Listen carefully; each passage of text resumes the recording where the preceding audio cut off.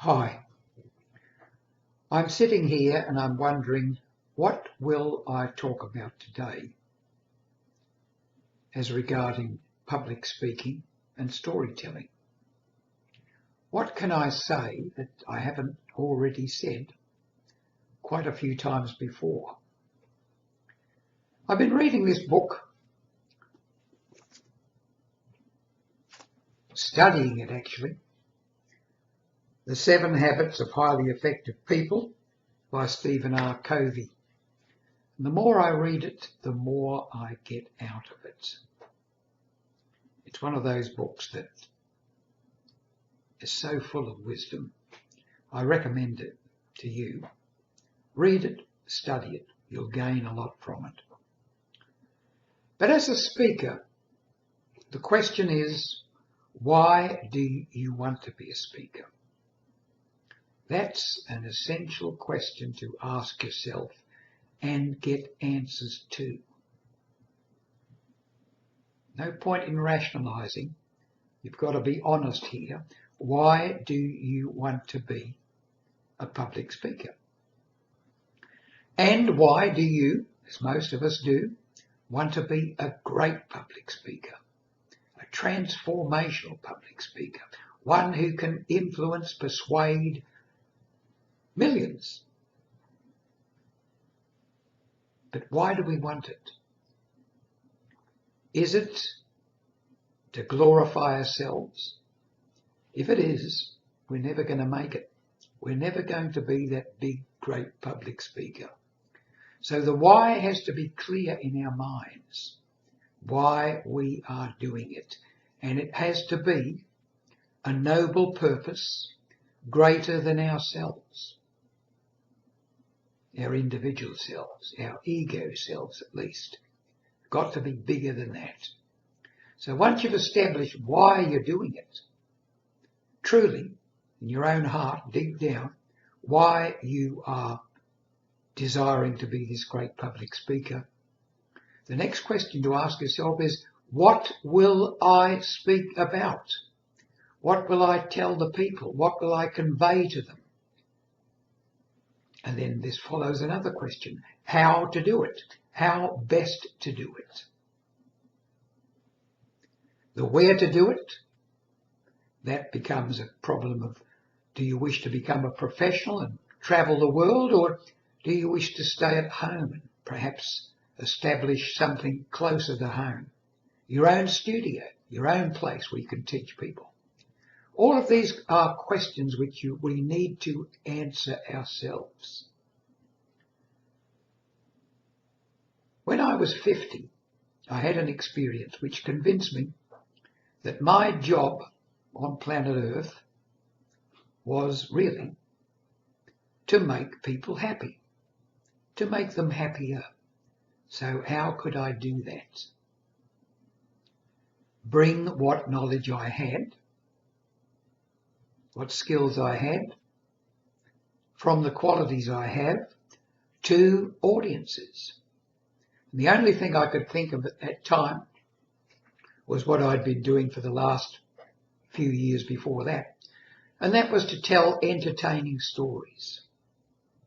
There was no way that I decided that I would go out onto the professional public speaking circuit. I didn't want to do that.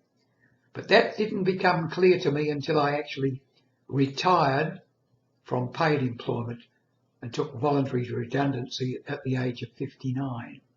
It was only then that I realised I did not want to become a professional public speaker. Now that opened up a lot of opportunities for me, because it then meant that I could go out and do what I really wanted to do, entertain people, fill them with inspiration, and do it freely. Now, there are countless thousands of organisations out there.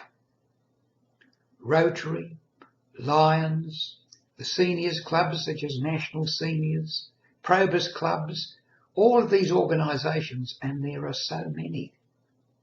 They all need speakers. but none of them are willing to pay big money, if any money at all. So this opened up the opportunity, as it would do for you if you were interested, what I call the freebie circuit. The freebie circuit. You do it for nothing. You do it because you love it. You do it because you enjoy it. And you know deep down that the audience is liking what you are doing, loving what you're doing. That's why you keep getting invited back. That's why the invitations continue to pour in. The moment you flag that you want money, a lot of these organisations back away. I know, because many years ago I decided I would present a very modest fee for my own services. Nobody wanted to pay.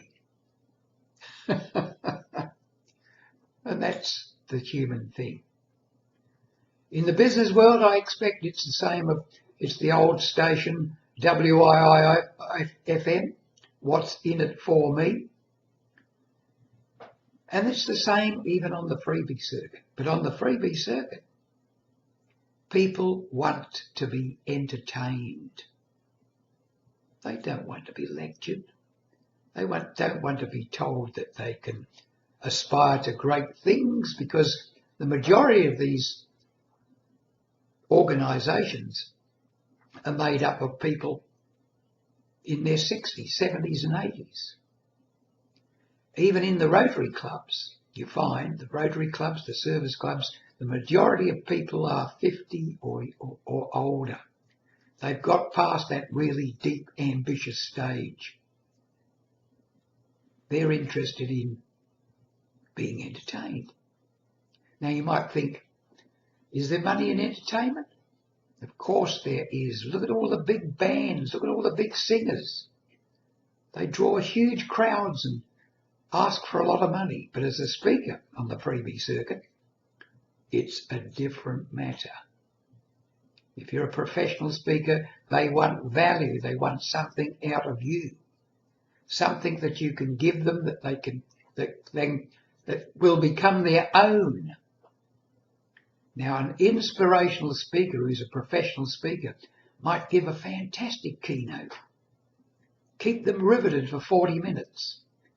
3 or 4 days later, they remember their speech. They think, gee, that was a good speech. Their life does not change one iota. What needs to be done here is to follow up with workshops, continuing tutorage, so that they gain what you really are putting across to them. But of course, as professional speakers, you probably know that. But to get back to my own situation, and to give you a little bit of advice, if you want to be one of these big time speakers, go out on the freebie circuit. Do lots and lots of presentations for free. When COVID is down, and it will eventually be eradicated, that's the time the invitations will flow in. Keep them coming in. Keep speaking to those audiences. Eventually, perhaps when you've spoken for 4, 5, 6 years and you really know your stuff, then maybe 10 years, maybe 20 years, you will have reached the stage where you can become a really top-line professional speaker. But practice, practice, practice, and learn the theory and practice. But it's mainly practice that makes perfect.